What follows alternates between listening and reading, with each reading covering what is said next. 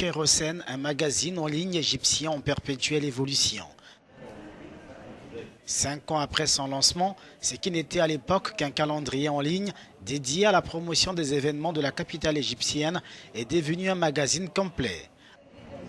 Abordant des sujets comme l'esclavage domestique ou la prostitution sans tabou, sa réputation est sans cesse croissante. Le plus important depuis le premier jour, c'était que je voulais vraiment que nous soyons aussi diversifiés que possible.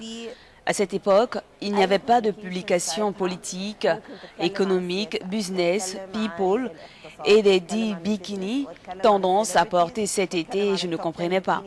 Donc nous nous sommes dit, il n'y a pas de sujet que nous ne couvrirons pas et nous discutons toujours.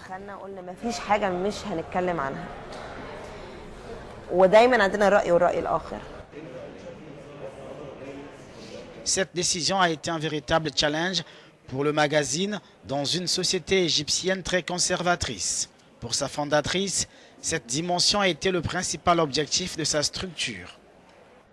Ce n'est pas moi qui ai créé les questions controversées. Elles étaient déjà présentes dans la société où j'ai juste dirigé les projecteurs et beaucoup de fois, nous nous sommes jetés dans la fosse aux lions, comme ils disent, parce que la société ne comprend pas toujours la différence. Je parle d'une situation, ce n'est pas moi qui l'ai créée. Je vais encore moins me permettre de juger ce qui est bon et ce qui ne l'est pas. Je me dis cela existe, mais un de nos politiques, pas seulement en tant que Kérosen, mais en tant qu'agence et d'être courageux. Kérosen emploie environ 150 personnes. Le magazine nourrit des ambitions pour son futur, malgré un environnement peu propice aux médias.